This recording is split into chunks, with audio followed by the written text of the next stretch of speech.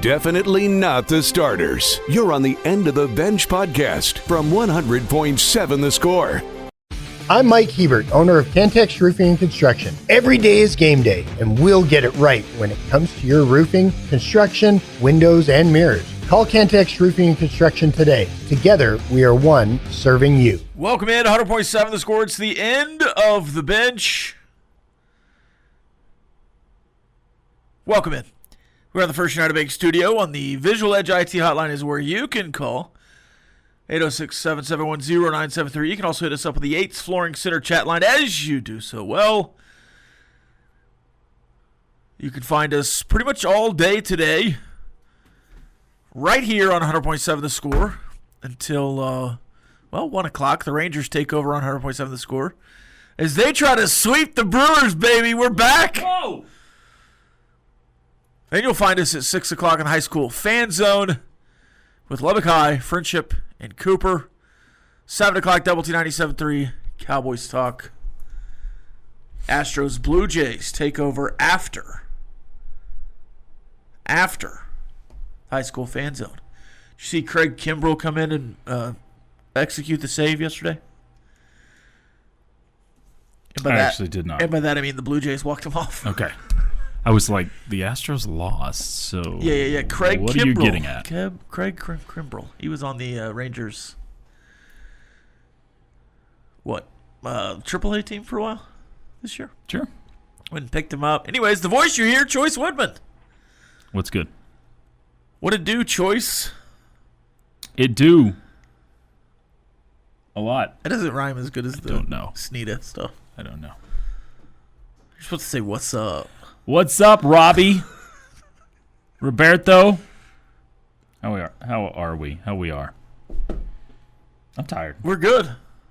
You were a little bit Yoda-ish there. Not intentionally, but okay. Can you do a Yoda? not at all. No, I can't either. I want to hear That's you not try. in my bag. I want to hear you try.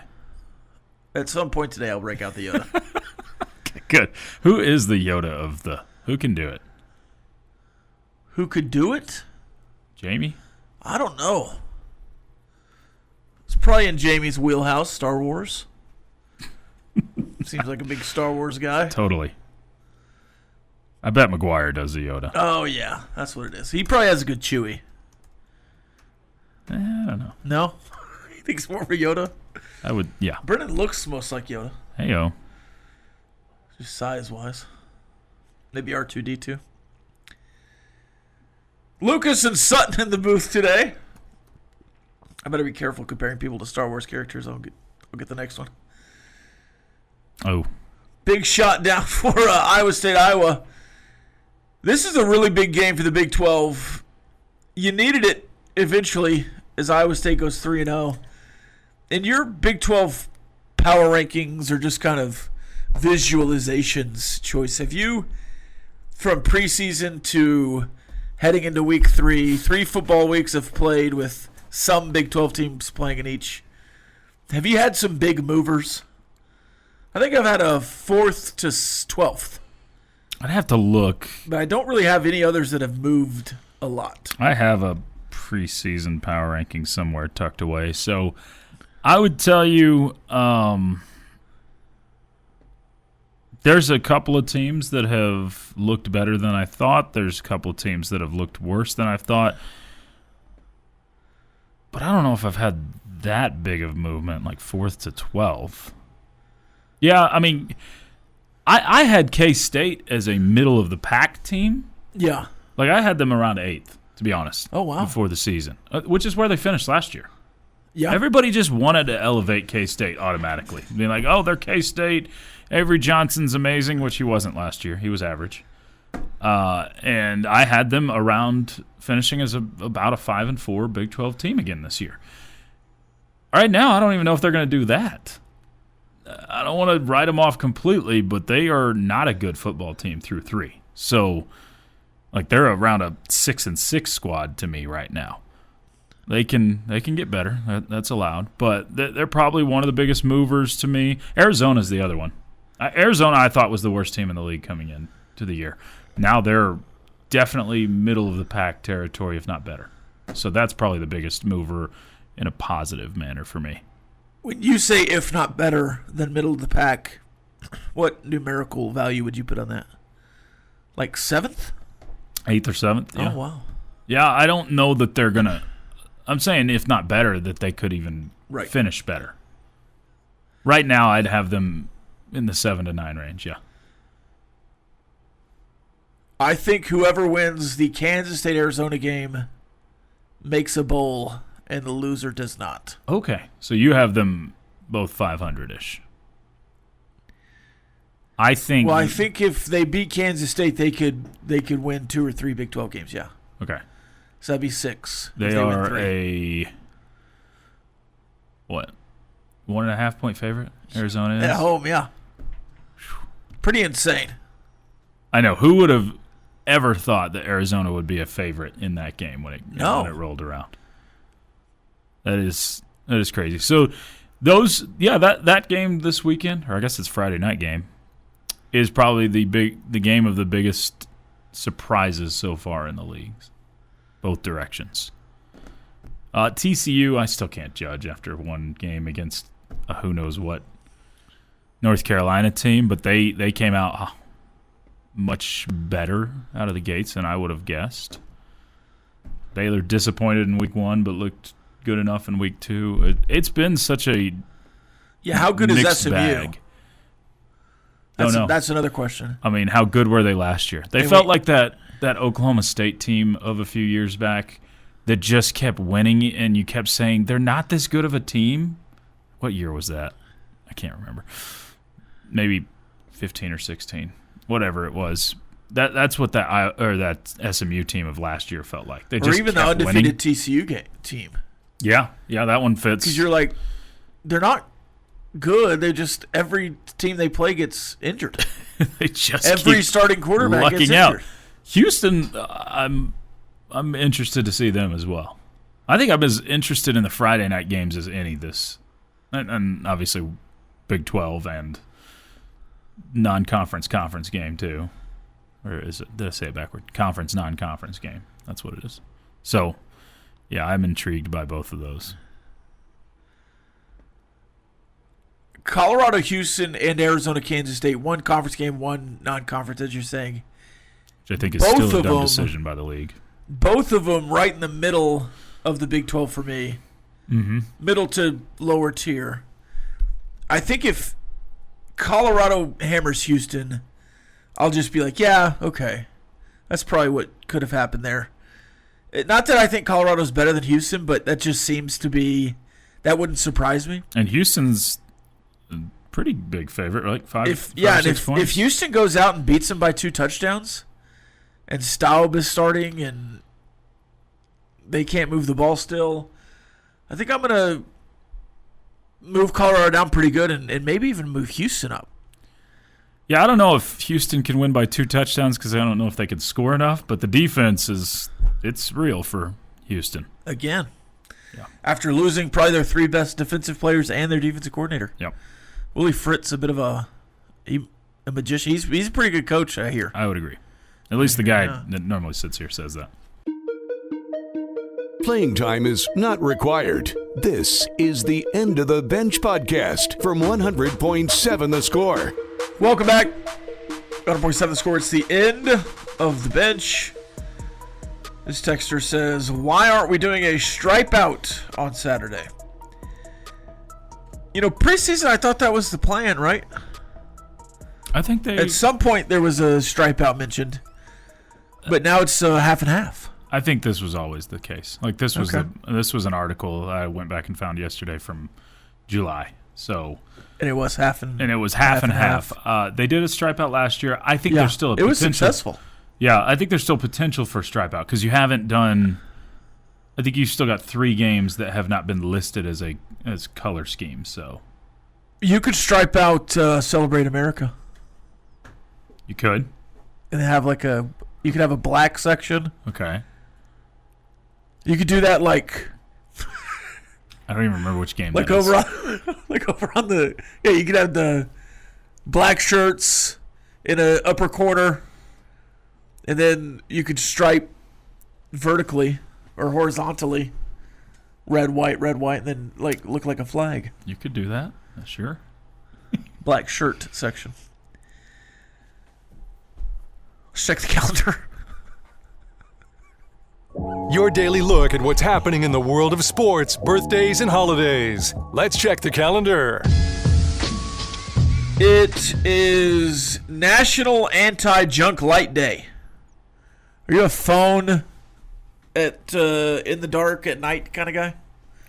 Are you doom scrolling in bed, reading on your phone? It varies. There's days I do. There's days I don't. I try to avoid it, but if I've been busy that day and I haven't caught up on a few things, then I'll end up. I'm really bad about that. Death scrolling.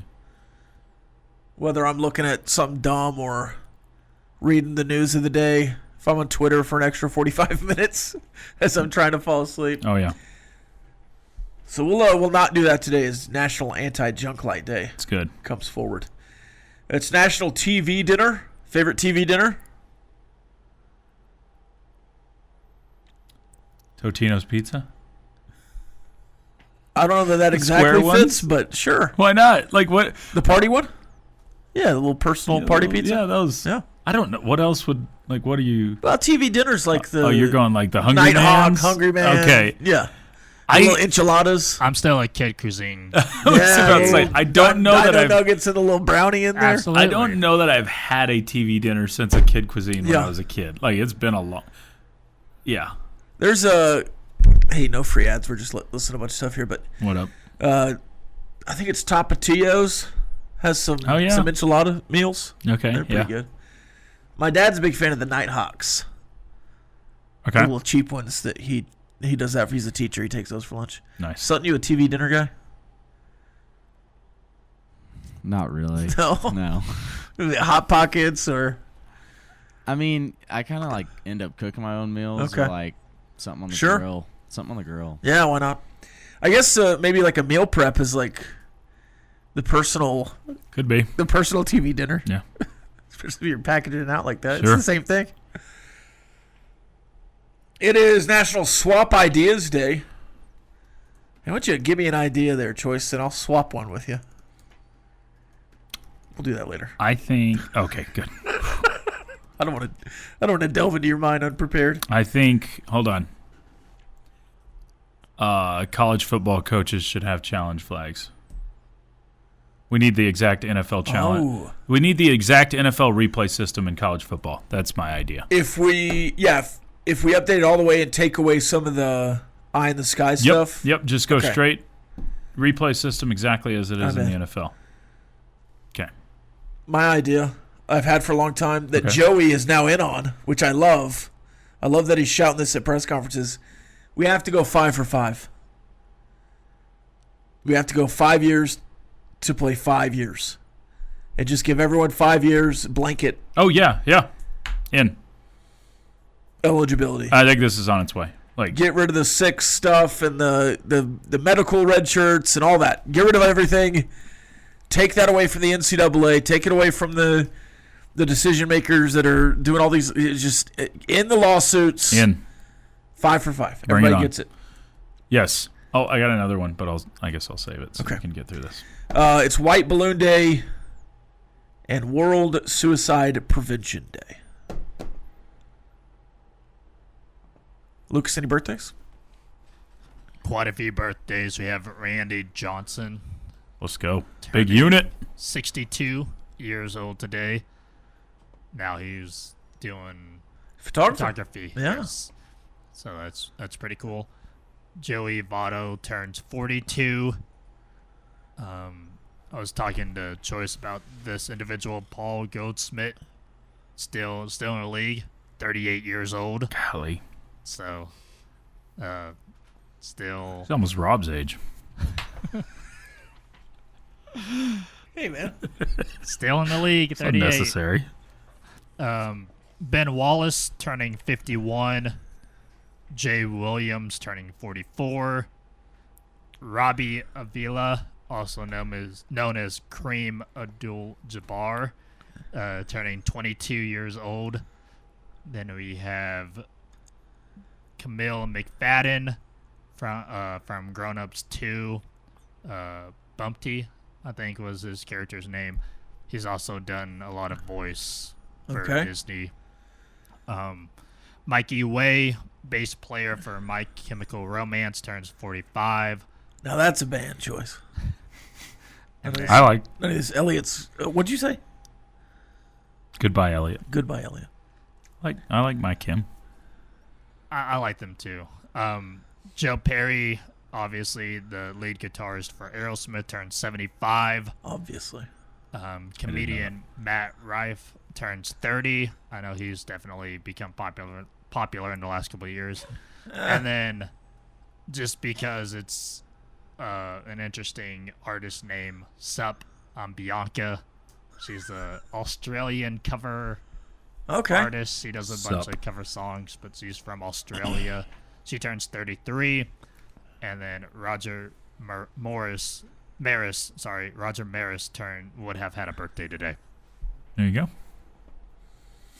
All right, on this day in 1918, the Red Sox and Cubs players threatened to boycott the World Series unless they guaranteed $2,500 for the winners and $1,000 for the losers. And on this day in 1922, the Yankees played their final home games at Polo Grounds, winning both of a doubleheader against the Philadelphia Athletics. On this day in 1954, the New York Giants pitcher Hoyt Wilhelm's knuckleball was too much for catcher Ray Catt. He set a major league record with 4 passed balls. Wow. Knuckleball. It's a mean one. On this day in 1960, Yankees' Mickey Mantle hit a 643-foot home run over right field roof in Detroit. Wow. 643 feet. Believed to be the longest in baseball history. Or MLB history. Yeah, I'd like to get some fact-checking on that one. Yeah. Back then, you can't really check it as well. Yeah. It's more legend than anything. Right. On this day in 1989, 5 days after hitting a home run for the Yankees in a 12-2 win over the Mariners, Deion Sanders returned a 68-yard punt return for a touchdown. And on this day in 2022, this happened. Slaps his hand, gets the ball, steps back. Now he's going to step up in the pocket, has running room to the 5. He's going to score! Touchdown, Red Raiders, and they'll win it in double overtime. Donovan Smith ran for a 9-yard touchdown in the second overtime, lifting Texas Tech to a 33-30 victory over then-ranked 25th Houston, his future team. A walk-off win. That was a fun game. And if I remember correctly, Dana Holgerson, for some reason, chose to go on offense first in overtime. Yeah, that was weird.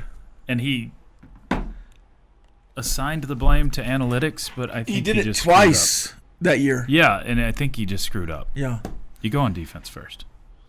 It's weird. Also on this day, 1955, Gunsmoke premieres on TV.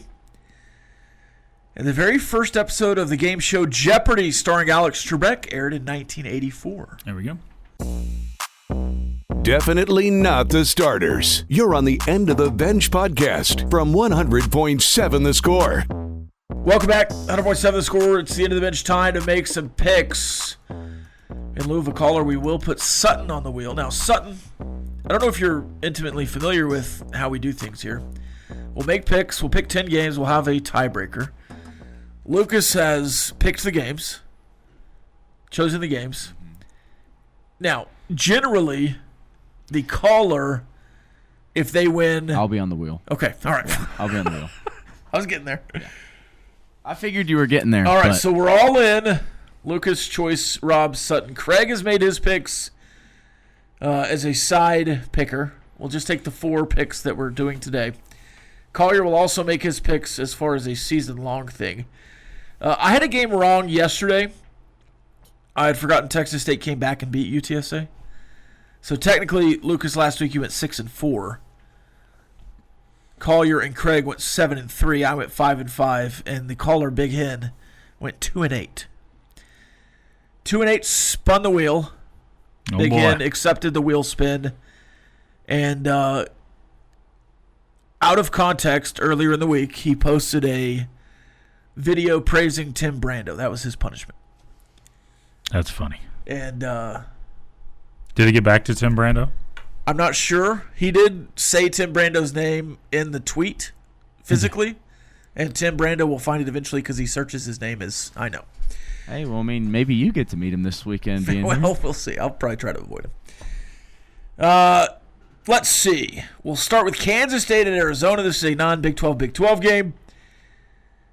The line is basically a pick 'em at 1.5, but we'll pick all these games straight up except for one. Okay. Let's see. Lucas, you had the best record of people available. Would you like to go first or last? All right. Choice, you want to go first or in the middle? Put me in the middle. All right, Sutton, Yeah. Kansas State, Arizona. Give me the Wildcats. Wait. Sorry, Arizona Wildcats. Okay.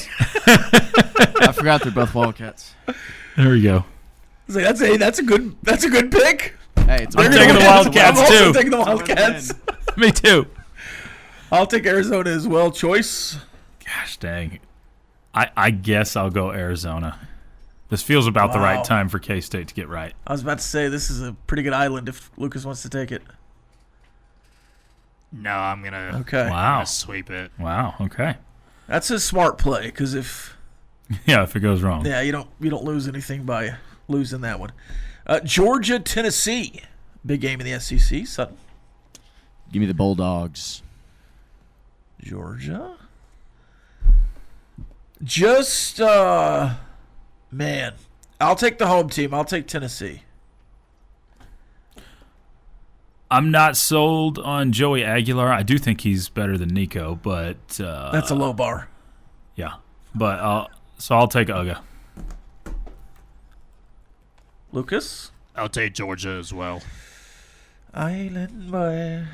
Pitt at West Virginia. The backyard brawl, Sutton. I'm going to go on a hunch and give me the Nears. I think this is a great spot for West Virginia.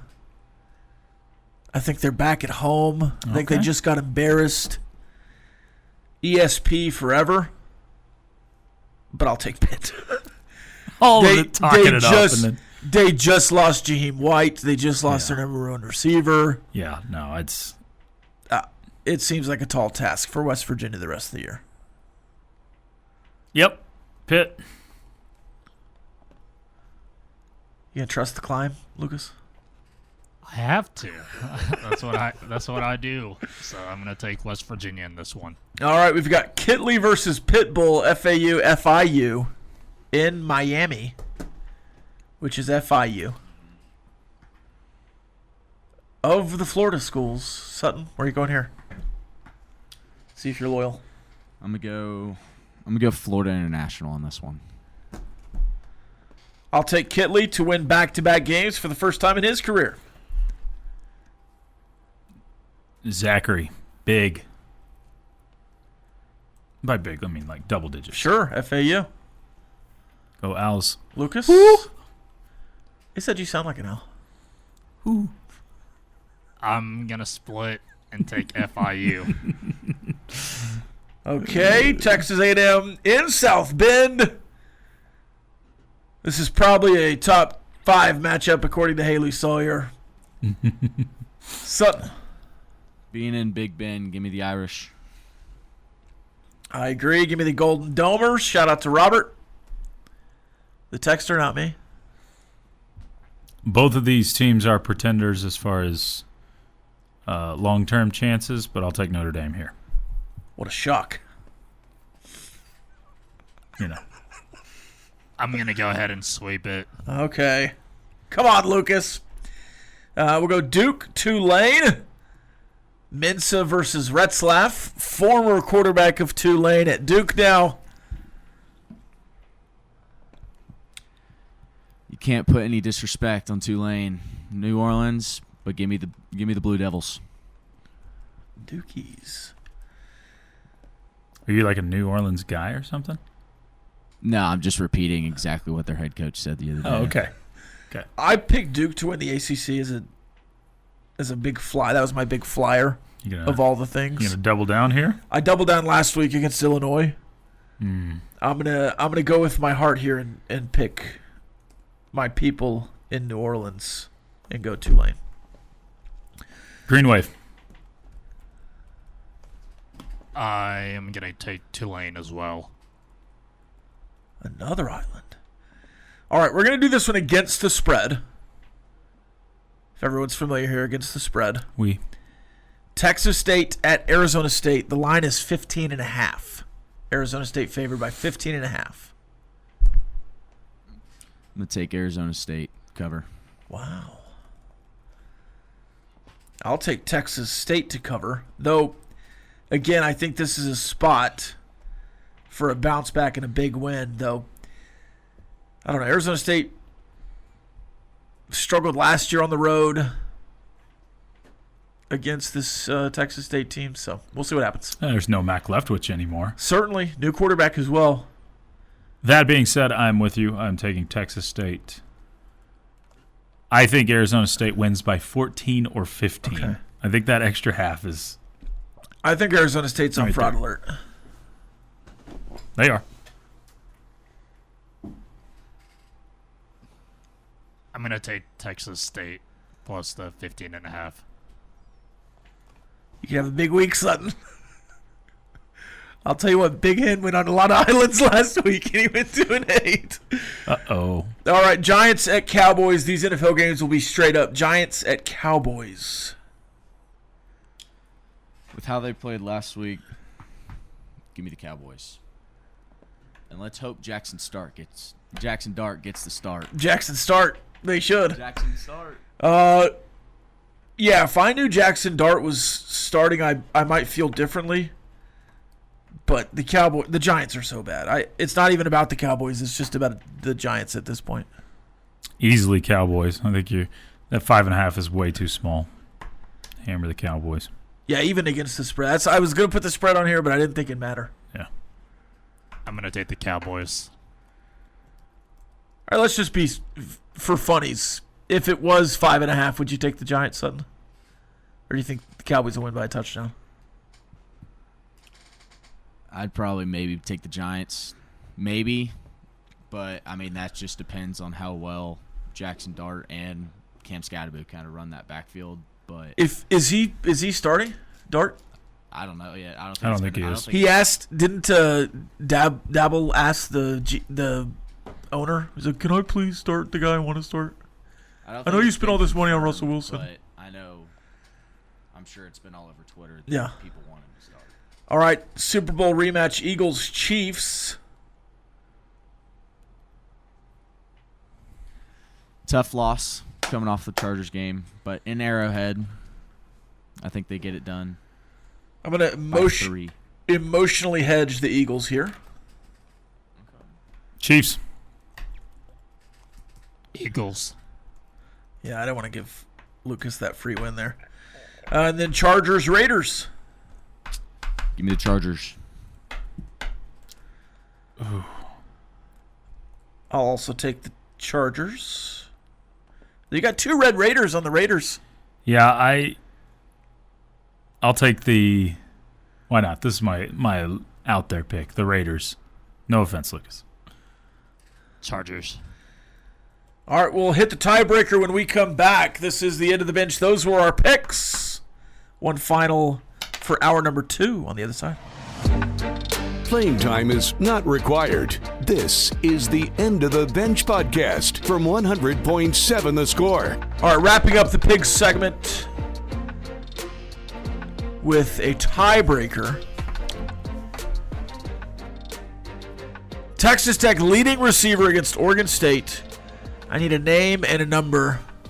Not a roster number, a receiving number, a total. A name and a total.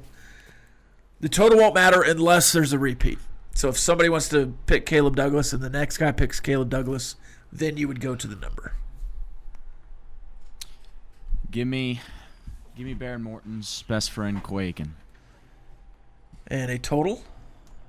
Give me a nice 92 yards.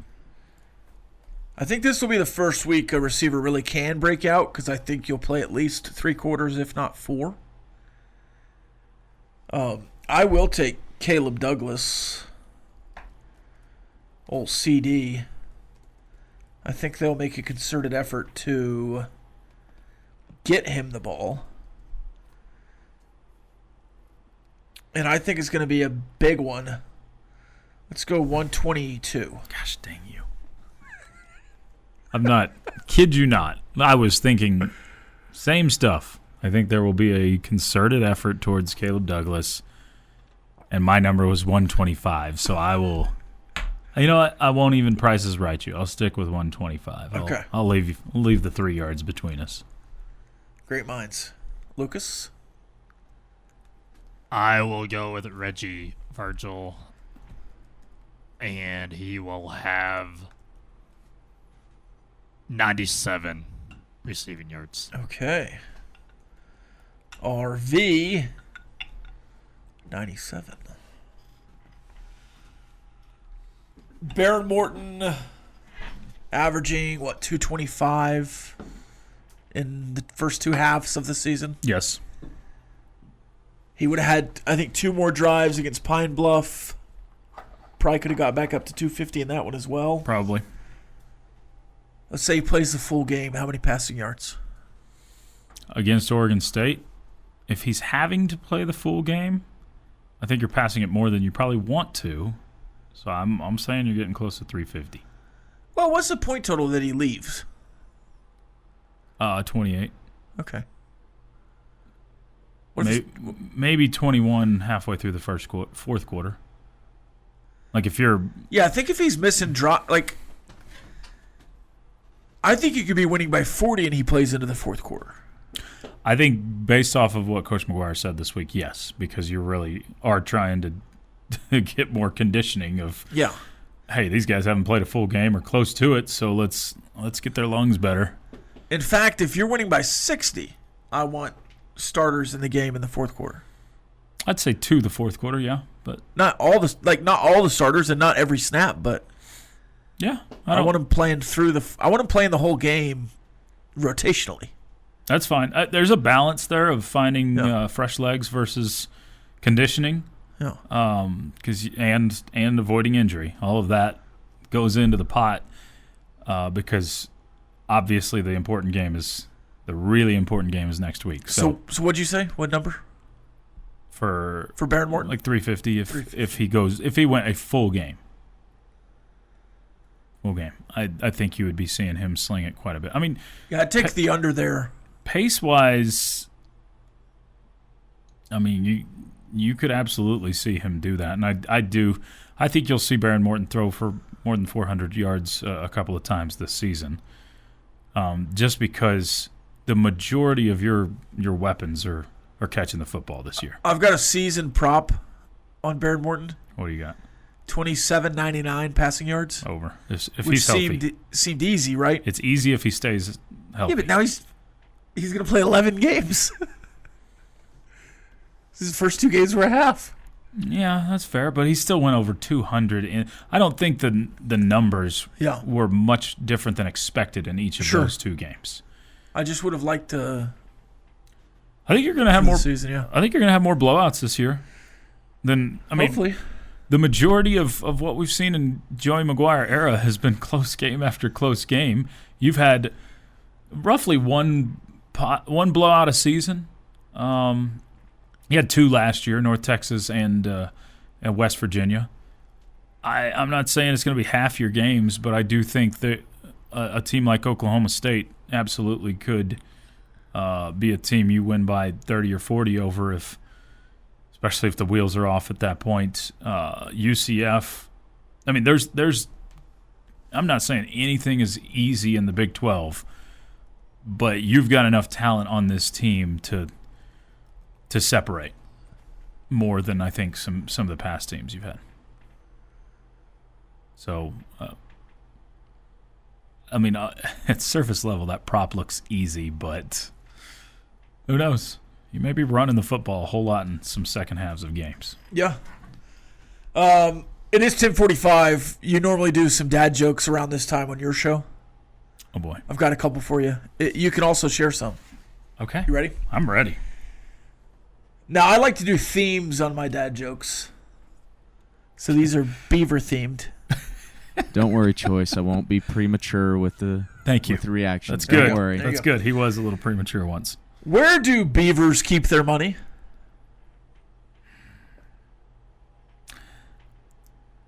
I don't know, Rob. Where? In the riverbank. Nice.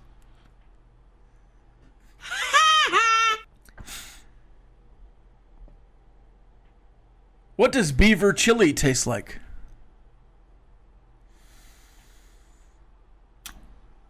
I don't know, Rob. What? It's like normal chili, but a little otter. Okay. Beaver and an otter aren't the same thing. I didn't write the joke. I still like it, but it's pretty good. Beaver walks into the bar and says, "Excuse me, is the bartender here?" I know this one. More of a one-liner. There's no punch. That is the punchline. Yeah. And finally, what's a beaver's favorite rap artist? Beaver's favorite rap artist. I don't know, Rob. What? Timberland.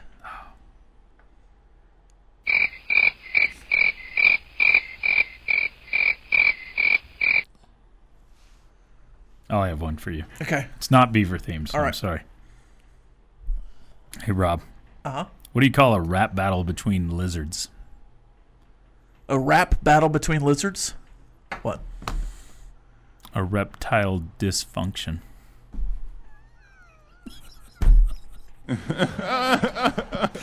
Oh, my. Oh, shoot. That's all you get. That's why the... Never mind. All right, I got one more for you. Okay. What did the beaver say when he saw his home on fire? Damn. Hot damn! That was a good one. That was a good one. That was your best of the All right. of the grouping. There's a few more with that pun in there. Yeah. It's pretty good.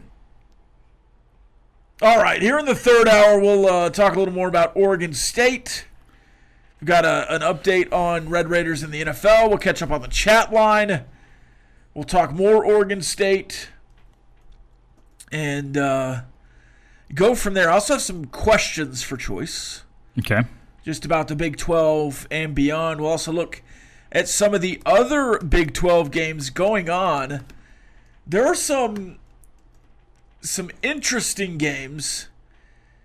You mentioned a couple of more blowouts that could happen. I think Oklahoma State's one of those. Very intrigued on Oklahoma State over the next few weeks. Obviously, Mike Gundy is in a precarious position, and I think his family is feeling the heat. Obviously, Gavin Gundy going off on Twitter. Okay. And then deleting his Twitter account. But my assumption is that Gundy will feel about the rest of his teams on the schedule how he's felt about the early teams. And who's to say he doesn't just assume Texas Tech has the more expensive roster and he's just going to lay it up there too? I think he should assume Texas Tech has the more expensive That's roster. what he did against Oregon. So I don't think he'll say it out loud because that didn't work out so well. But Yeah, I mean, it did not. It feels like that thing is just absolutely swirling the drain, and I don't know who's going to scoop it out. Zach Robinson, or as Craig said yesterday, Jimmy Johnson. More after this. 7.7 The Score. It's the end of the bench. Playing time is not required. This is the End of the Bench podcast from 100.7 The Score. Welcome back. 100.7 The Score. It's the end of the bench.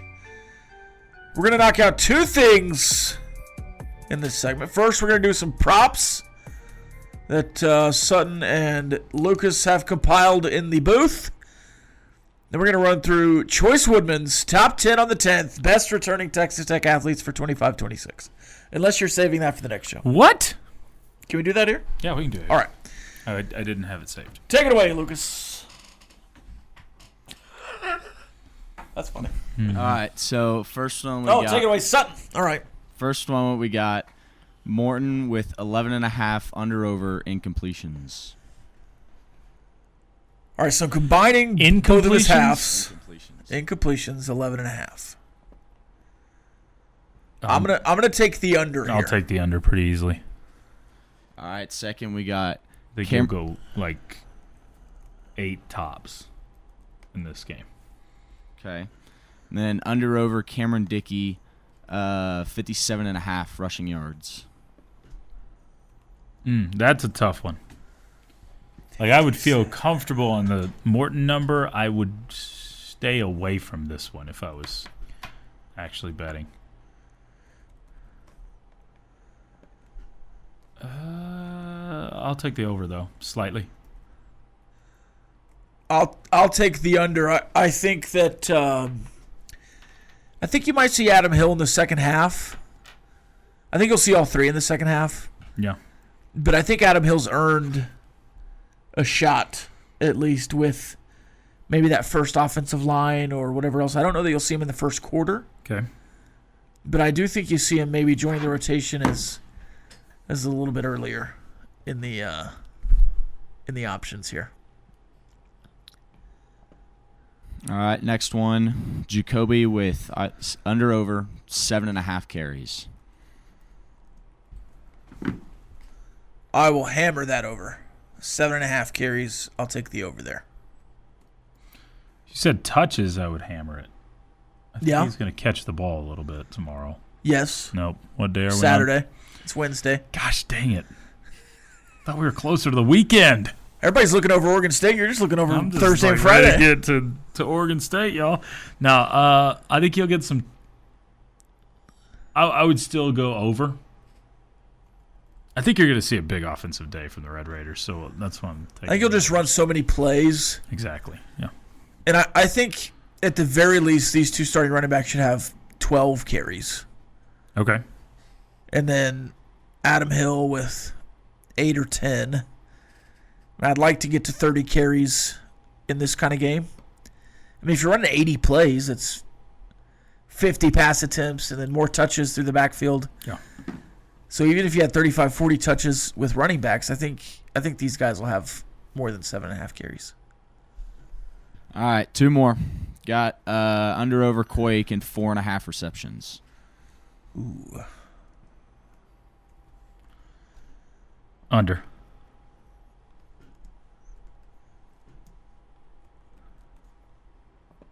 That's an interesting one. It is. There's just so many options. And that's why I take the under. I'll take the under too. I do think that Coy Aiken's going to have games where he has 10 catches. I think he may be your security blanket type of guy. Yeah, when you're getting into some third down situations and whatever else. Though I do think Terrence Carter is also I think he can be going to be that. Yep, I agree. But I'll take the under for now. All right, coming into the last one. Under/over Jacob Rodriguez, 3.5 total tackles. This is another hammer for me. 3.5? I think the defensive line has been so good at creating havoc. I've been swallowing up a lot of They've tackles. been getting a lot of the tackles. Yeah. But I think Hankerson is good enough to get to that second level. Yeah. At least past the defensive line. So total tackles, I'll take over 3.5. Yeah, I'll take over 3.5 as well. I think exactly what you said with getting to the second level. And when you see more Big 12 style games, and this will be closer to that than you've seen, it'll be more of a true defensive line plugging holes and allowing you to fit some gaps with your linebackers. I also think Rodriguez could play closer to 40 snaps instead of 25. Yeah. Same here. Did I take the over on everything? No, I went similar. Under. Yeah, you went under twice. Under on Coy. You also went under on incompletions, but that was kind of a positive under. That's true. So you went positive on everything except for Coy Aiken. Yeah. I think similarly to Coy Aiken, Jacob Rodriguez will have some tackle games with 10 or 15 tackles. Mm-hmm. But it's interesting. How many snaps are they going to play? A. Mm-hmm. B, does the defensive line just get all the tackles? Does Lee Hunter swallow up a bunch of those interior runs? And C, I think your other linebackers are pretty good too. So we'll have to. That's an interesting line, 3.5. I tend to say I would hammer that, but thinking through it a little bit, it might be closer than I think. All right, Choice Woodman's top 10 on the 10th. We've done some movies. We've done some sports. We're back to sports here. We've done some sports movies. It's true. Back to... These can be anything. Yeah. These road trip snacks are on the way at some point, too, for top 10 list. I feel like I agree with this one pretty good. Okay. I don't think I'm going to agree with a lot of your road trip snacks. I think I'd fall closer to Jamie on that one. Not a big road pickle guy, huh? What about pickled sausages? I would lean toward a pickled sausage. Okay. Road pickle, though. Horse name. All right, let's... Has been in the past. Oh, has it? Yeah, that one's been retired. Sorry. Okay. All right, let's go through your top 10 here. Okay. So you can go find this, obviously, up at doubleTSportsNetwork.com. I wanted to go with, as we're still just barely entering the 25-26 athletic year, I started to do this as best athletes on campus, and it was too difficult. Yeah. I had to go returning athletes because there's so many new softball players, so many new football players, including David Bailey and others. It was just too oversaturated. So I narrowed it to just guys and gals that are back on campus that were here last year. So went Logan Hughes, the only baseball player. But he had a breakout season, a good season last year. Led the team in most categories. I think he's quite obviously the best returning baseball player. Yeah, I think Villeneuve was probably in the mix for next. But, yeah, Hughes, Connor Graham, who's on the Haskins Award watch list going into this season. Timatope Adeshina, hard to say, really good high jumper in track and field. Will compete for maybe even a national title this year. Maya Davis in softball. Baron Morton. This one's the one that could get some flack, but I truly think he is the most underrated quarterback in the Big 12. You look at all the preseason award watch lists he was on, and he's off to a good start this year. Christian Anderson was 5. Jacob Rodriguez. Did you see Christian Anderson's photos yesterday, as before and after of freshman year to this year? No, I actually have not. Getting pretty thick? Well, I mean, he's flexing in the second one, and so it's hard to tell, but he's an athlete. I had to put Jacob Rodriguez, the Big 12 preseason Defensive Player of the Year, at 4. And it's just because of how good the ones in front of him are. Well, I was about to say, it doesn't, like, there's no qualms there. Like, he probably is 4 coming back. It's crazy because of how good he is. But it's Macy Blackburn at 3, and that's maybe not high enough. She's ranked as the number 3 player in the country. Yeah. JT Toppin, your reigning Big 12 Player of the Year in basketball, and then Nigel Kennedy has to be number 1.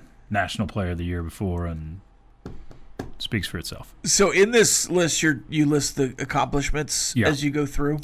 Yeah. You got to scroll twice to get through all the Nigel Kennedys. I know, it's crazy. There's so many. All right, Ask the Benchwarmers on the other side. Get your questions on Yates Flooring Center chat line. One final before I leave and Choice slides over. And welcomes in Jamie Lint. More after this. 100.7 The Score. It's the end of the bench. Playing time is not required. This is the End of the Bench podcast from 100.7 The Score. Welcome back. 100.7 The Score. It's the end of the bench. This texter back to the TV dinner says, does Nighthawk TV dinners or Chick-fil-A have worse ingredients? Both are bad to quite bad, but who is the real winner of the bads? I'd probably say Chick-fil-A has better ingredients than Nighthawk. I would guess so, but I'm not really reading the back of my bun on the when I get a Chick-fil-A sandwich. So I just, what do you call it, the eye test in football when you're watching a team? Would you call it the tongue test? I would say so. Yeah. I think your tongue test would say that Chick-fil-A has better ingredients. Yeah. There's nothing wrong with a bi-yearly Nighthawk. Okay. Do you think you have a pretty good tongue test, or is that something your palate is it strong, or? I would say so. I've got a pretty expansive palate. I'm not. I would say you trust your eye in football. Do you trust your tongue? Yeah, I definitely trust my tongue. I will. There's few things that I almost said that I won't stick in my mouth. Sure. That I won't eat. Yeah. I am a try everything once food wise. So I was anti-olive for a long time. Still am. I've had a few pizzas recently with olives. I can do that, but that's the max. There's some pretty good olives out there. The Overton, they've got some kind of fancy olive that's pretty good. Okay. I'm not a big olive guy, but at the Overton, the olive on their pizza. Took me a long time to come around to the avocado, but I really like it now. Took me. Big avocado guy. I'm not a Brussels sprout guy, but there's a certain way I'll do it. The flash fried. Crispy Brussels sprouts are so good. Crispy. Yeah, I'll do it that way now. A little bacon in there. We were in Fort Collins, Colorado at a steakhouse, and that's the first time I liked Brussels sprouts. Yeah. Some guy from like Plainview. Not kidding. He is the head chef there. This fancy steakhouse. Really? Guy from Plainview is the head chef there. You also separate those Brussels sprouts and pile them in the air fryer. Oh yeah, air fry them, get them a little crunchy. I'm in. Yeah, but there's several things. There's a few things I refuse on, like tofu. Get that crap out of here. But almost everything I'll trust on. Tofu, huh? Yeah. Is it the texture or just the idea? Probably both. Okay. I'm not a texture guy. What about seitan? Like the Lucifer? No, not Satan. No. That's what it sounded like. Seitan. It's like another little tofu thing. Is it spelled the same as Satan? No. It's like Seitan or something. Seitan. No, I'm out on the devil. Yeah, sure. Very much out. Yeah. Get your tongue not into that sort of worship stuff. Benchwarmers. The NCAA wants to add another football team that you get to name, but it has to be after a cartoon. What would your football team be? The Lubbock Christian Brovos or the Rutro Raggies? Oh my gosh. Bullfighter, what do you do all day? Like, what is this? What is this? That's Lucas's guy right there. I can't even wrap my head around that question. The Rutro Raggies is a pretty good line. Yes, it is. Rutro Raggies. That was solid. Now you were supposed to try another one. I think I have a pretty good Shaggy, but Clint says it's terrible. No, I think that's good. Now give Logan us your Yoda. had a decent Shaggy. You're supposed to give us a Yoda. So by good the we end. I was called going it to say, we're still waiting on your Yoda. Are we? Yeah, you said by the end of some point during the show that was your. I don't even know what Yoda sounds like to attempt it. Pretty close to your Shaggy there. Actually, I just do Yoda line as Shaggy. Go for or it. as Scooby. Get after it. Yeah, that was your Scooby, not your Shaggy. Not. That's not that far off. It's really not. There is no try. That's actually pretty good. I'm impressed. I thought it was going to be a lot worse. Because you set the bar so low. I'm not an impressionist. It's not in my bag generally. You more into realism? Sure. Cubism. Okay. Are you a Manet or a Monet guy? How many people actually got that right there? I don't know. Our audience, 20%? I think our audience has culture. Okay. Maybe not as much culture as us do, but obviously. Monet. Definitely. Manet? Yeah. That's like two different just one short of mayonnaise. Come on now. This section says TCU ruined any hopes of the Big 12 getting any relevance in the playoffs after getting embarrassed by Georgia. That's part of the Did Big Notre 12's Dame ruin any chances of ever going back? Did Clemson? I did don't Oklahoma? necessarily disagree with them. That's part of the Big 12's blowouts propaganda. every year. I know, but that's the problem with the propaganda machine in college football. Yeah, and I'm pushing back. Well, yeah, and we should. But that is the issue right now. Because guess what? TCU doesn't get the credit for is beating the Michigan team they weren't supposed to beat. Michigan would have got housed in that game too. Yeah, it's a lot harder to beat people when you don't know what plays they're running. And if Michigan ends up winning that game over TCU and then losing the same blowout game, what do we say? No, it's another college football playoff where there's a dominant team. It's not the same narrative.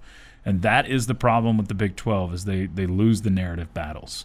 And that's why they reach out to companies like Barstool to try to attack this. And that's why they should have been first. I think the Big 12, I said this, I think one of Brett Yormark's missteps so far is letting the SEC have a Netflix special before the Big 12 did. Yeah, you need to get on that. I think you still can. You still can, but it won't have the same Right. same now effect. you're just copying. You also need to go out and fix your schedule. And That you're going to too. be copying the SEC too on that one because they did it right the first time. I know. They should not. That's probably the biggest misstep, in my opinion, by Brett Yormark so far. And overall, I've got a good opinion of the guy.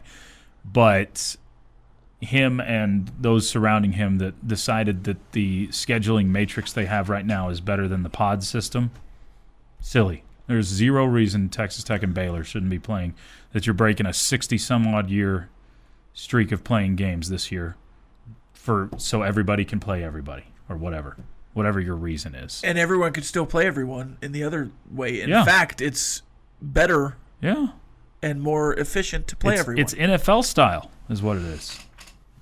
I mean, the big knock on the SEC is that the Aggies have been in the SEC since like 2012, and they still haven't hosted a few SEC teams.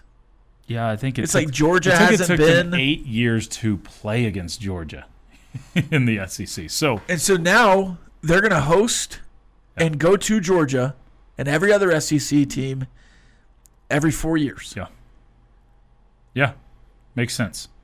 And yet you still get to keep your main rivalry games. Yeah, you'll play 3 teams. Too easy. Home and away every year. And then you'll have a rotation of the rest of them, home and away, every other year. And the pods, like the pods almost make themselves in the Big 12. It's not even a pod in the SEC. True, yeah. Because they're all different. Yeah, they all have they're different. not all different, but Right. But you could go true pod in the Big 12 easily. Yeah, they make or themselves. You can mix and match. It works. But there's not a reason that Texas Tech shouldn't play Baylor and TCU every year. Zero reason. And Oklahoma State. You can make that work. And then still 100%. Yeah. So who would be your third? Oklahoma State, Baylor, would it be TCU, Houston? Yeah, those 3. TCU. Houston's left out. Sorry. If you're doing the whole pod thing, everything's natural except for Houston is kind of the outlier. Houston's what kind of messes things up. But I mean, you've got the 4 West teams, you've got the Midwest teams together, Oklahoma State, Baylor, TCU, and Tech. Houston would just have to be out east with – it's not a perfect system, but they'd be with UCF, Cincy, and West Virginia. I wouldn't love relegating in that respect because then they just get easy games every year, in my opinion. It's better than what you got right now. I agree. I think probably my preference just to avoid Houston getting an easier draw would be playing Houston every year instead of TCU, and then getting TCU home and away every 4 years. Because I care less about TCU. I think I'd love to beat them every year, but same here. All right, I'm leaving.